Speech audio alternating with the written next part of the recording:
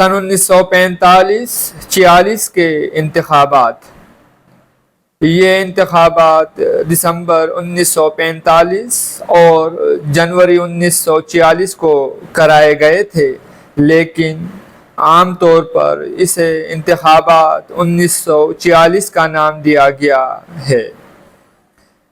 دوسری جنگ عظیم کے بعد ہندوستانی سیاست کے ایک فیصلہ کن مرحلے میں داخل ہوئی۔ ایک طرف آل انڈیا نیشنل کانگریس یہ دعویٰ کر رہی تھی کہ وہ نہ صرف ہندوؤں کی سیاسی جماعت ہے بلکہ مسلمانوں کی بھی نمائندگی کرتی ہے۔ دوسری طرف آل مسلم لیگ کا موقف یہ تھا کہ وہ مسلمانوں کی واحد نمائندہ اور سیاسی جماعت ہے۔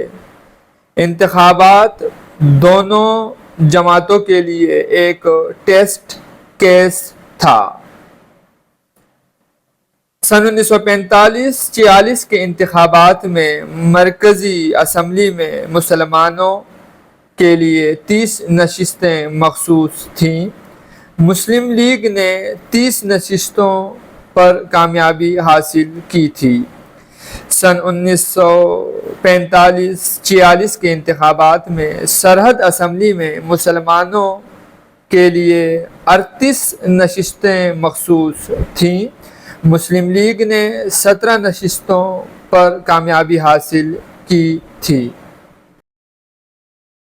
سن 1945-46 انتخابات میں پنجاب اسمبلی میں مسلمانوں کے لیے 86 نشستیں مخصوص تھیں۔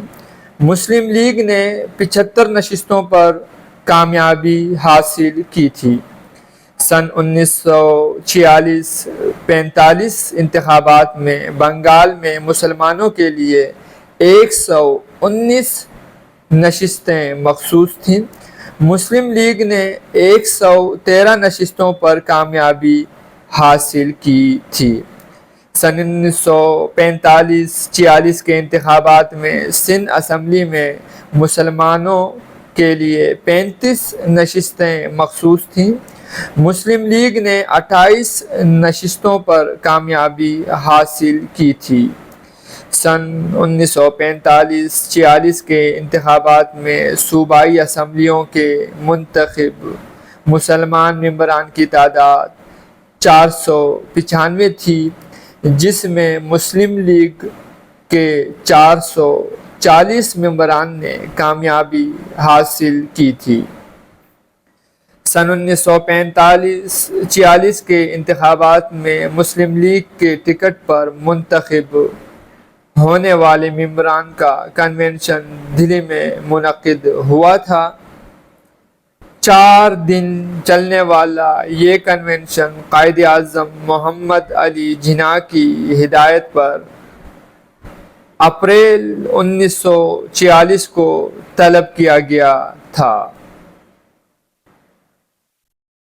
سن 1945-46 کے انتخابات میں مسلم لیگ کے منتخب نمائندوں کے کنونشن میں قائد اعظم محمد علی جناح نے قیام پاکستان کے مطالبے کو فوراً تسلیم کیا جائے کا مطالبہ کیا تھا۔ سن 1945-46 کے انتخابات کے بعد مسلم لیگ کے منتخب نمائندوں کے کنونشن میں جملہ مندوبین سے قائد اعظم نے یہ حلف لیا تھا کہ قیام پاکستان کے مطالبے سے وفاداری کرنا ہے، اور اس کے بعد پاکستان کی منزل قریب ہوتی گئی۔